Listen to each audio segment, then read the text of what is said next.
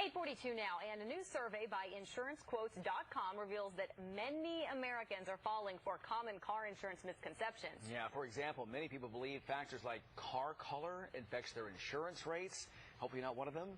To debunk some of those myths is Laura Adams. She's a senior analyst at InsuranceQuotes.com. Laura, thanks so much for joining us from the great state of California.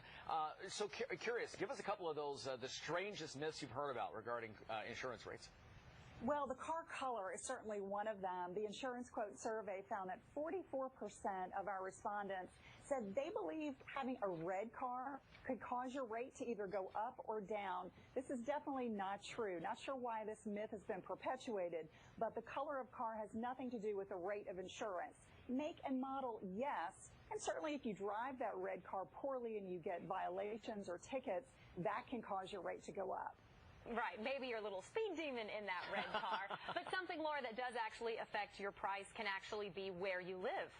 That's it. 17% of our survey respondents did not know that. They did not realize that even the zip code where you live affects your rates. So that's something that we definitely found as a misconception. Another one is having something stolen from your vehicle. Many respondents didn't realize that your auto insurance would not cover a stolen item from your vehicle. For that, you've got to go back to your homeowner's insurance or renter's insurance. Hopefully you have that if you're a renter. Now, what about when you're in an accident? There's some confusion of, I feel like if I'm in an accident, I'm going to be covered. But that's not always the case, right? You know, a lot of people are very confused about what their coverage gives them.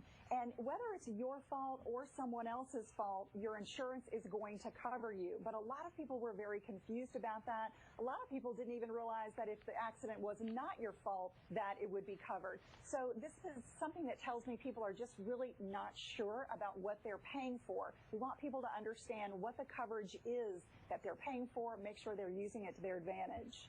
So if people are trying to get the lowest price available and pay, as little as possible for some good quality coverage, what do they need to know? Where can they go?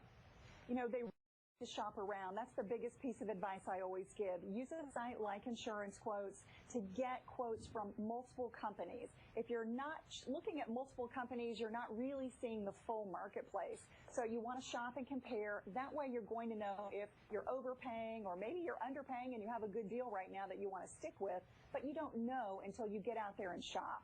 But is there any tricky language to watch for? Sometimes you may look at A and B and they may seem comparable, but is there any language in there that kind of to watch out for? Absolutely. So you want to make sure that you are comparing apples to apples. So look at things like the deductible. This is your out-of-pocket cost. Make sure that is the same from policy to policy, company to company that you're comparing.